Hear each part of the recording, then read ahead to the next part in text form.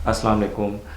अच्छा, मैं ये डिस्कस करने आया हूँ आपसे आज के जिन लोगों के बिज़नेस हैं। मैं ख़ुद उस फैमिली से बिलोंग करता हूँ जो बिज़नेस करती है। अब मैं शॉर्ट सी बात करूँगा इसमें आपको, ताकि समझ आ जाए कि जो लोग बिज़नेस कर रहे हैं वो किस लेवल का बिज़नेस कर रहे हैं। कहीं वो इस तरह तो नहीं है कि आपने अपना करोड़ों रुपए लगाया हुआ है उसमें और आप ख़ुद काम करते हैं।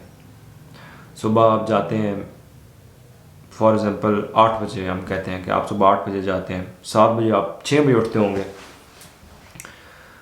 8 बजे आप पहुंचते हैं अपनी शॉप पे या शोरूम में आपका या कुछ भी।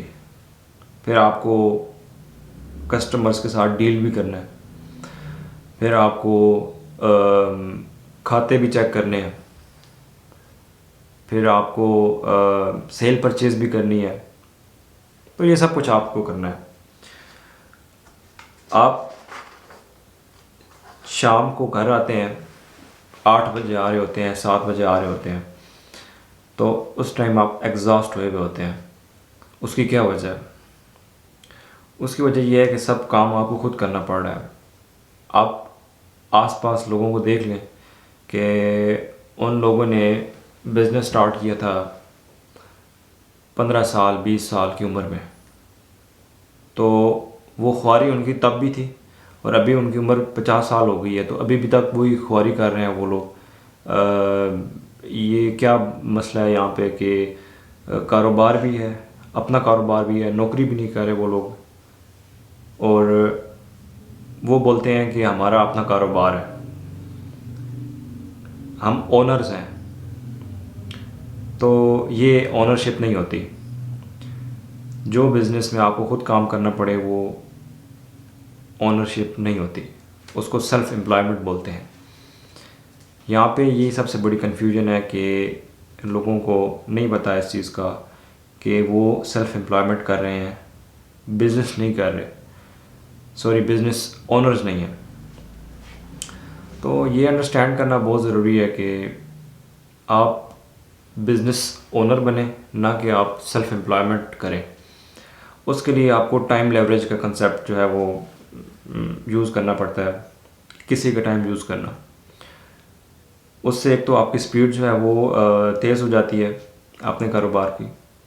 फॉर एग्ज़ाम्पल आपने एक एम्प्लॉय हायर किया है जिसके पास 20 ईयर का एक्सपीरियंस है सेल का, डीलिंग का।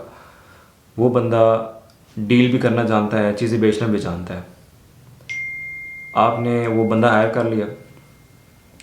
अभी क्या होगा कि आपके पास एक्सपीरियंस है 2 साल का, वो बंदा 20 साल के एक्सपीरियंस से आ रहा है आपके बिज़नेस में। तो आप मुझे खुद बताएं कि फ़र्क नहीं पड़ेगा इस चीज़ पे? आपके बिज़नेस में फ़र्क नहीं पड़ेगा? ऑफ कोर्स पड़ेगा। आपकी जो बिज़नेस की जो स्पीड है वो बढ़ जाएगी। लोगों से आप काम लेना सीखें उनका टाइम यूज़ करते हुए। टाइम लेवरेज का कंसेप्ट एक है, टाइम लेवरेज जिसको बोलते हैं। देखें, आप सारी ज़िंदगी काम करते रहेंगे, आपका बिज़नेस आपको सर नहीं उठाने देगा और उसकी ग्रोथ भी नहीं होगी। मैं 100% श्योर हूँ कि जो लोग टाइम लेवरेज नहीं इस्तेमाल करते, टाइम लेवरेज नहीं यूज़ करते, वो लोग उधर ही स्टक हैं, जिसको मर्ज़ी आप देख लें। दूसरी बात मैं ये करना चाह रहा था आपसे कि उन्होंने 20 साल लगाए हैं एक काम में। एक तो उनके पास 20 इयर्स का एक्सपीरियंस आया है और वो काम करना शुरू हुई हैं उस लेवल पे। अब वो अगर 20 साल पहले किसी 20 साल के एक्सपीरियंस के बंदे को हायर करके काम करते तो ये टाइम तो बच जाता उनका अपना।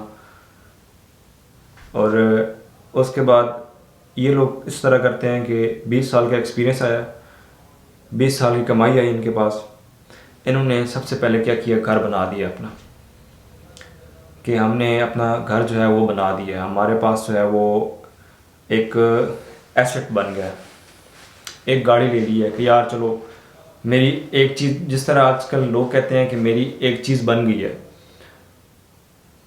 क्या बना लिया आपने? आपने घर बना लिया, बहुत शानदार घर बना लिया आपने, और आपने बहुत अच्छी गाड़ी ले ली है। वो बोलते हैं कि मेरे पास एसेट्स हैं। तो मैं एक बात क्लियर करना चाहूँगा कि इन चीज़ों को एसेट नहीं बोलते, क्योंकि एसेट की डेफिनेशन क्या है? एसेट की डेफिनेशन ये है कि जो चीज़ आपको पैसा दे रही हो उसको एसेट बोलते हैं। काम किए बगैर आपकी जेब में पैसा आ रहा हो तो वो एसेट होता है। और लायबिलिटी, जिस तरह मैंने लास्ट वीडियो में बताई थी कि जो चीज़ आपकी जेब से पैसा लेके जा रही हो उसको लायबिलिटीज़ बोलते हैं। वो चीज़ें लायबिलिटीज़ में आती हैं। तो अब एसेट बना है आपका घर और गाड़ी, या आपने लायबिलिटी बनाई है? ऑफ कोर्स लायबिलिटी बनाई है। किस तरह, मैं बताता हूँ आपको। आपने कार लिया, फ्यूल,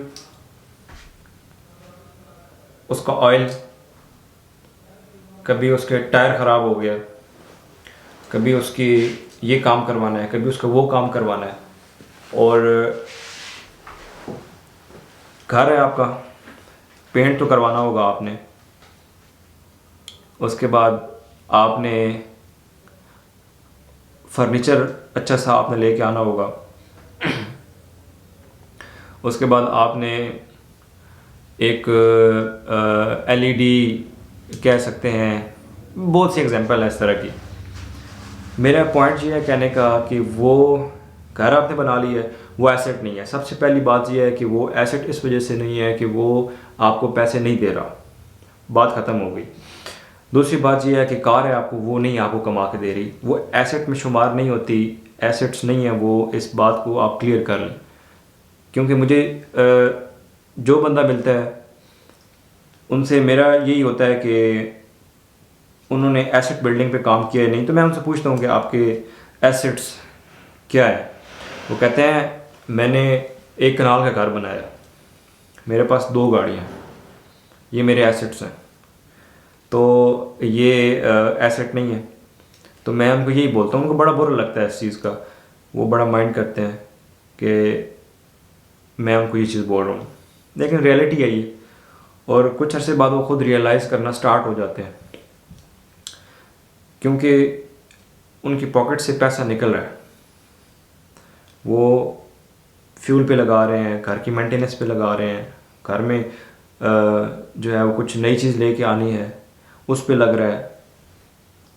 ये जो चीज़ें हैं हम इग्नोर कर देते हैं इन चीज़ों को, इसकी वजह से हमारी ग्रोथ रुक जाती है।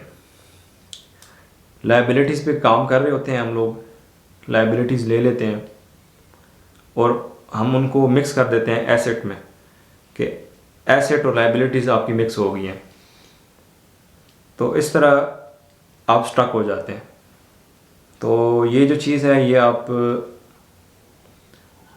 क्लियर करें। अव्वल तो आपको पता होगा, अगर नहीं पता तो ये चीज़ आप माइंड में रखें, क्योंकि ये चीज़ बहुत मैटर करती है आपकी ग्रोथ में, बहुत ज़्यादा।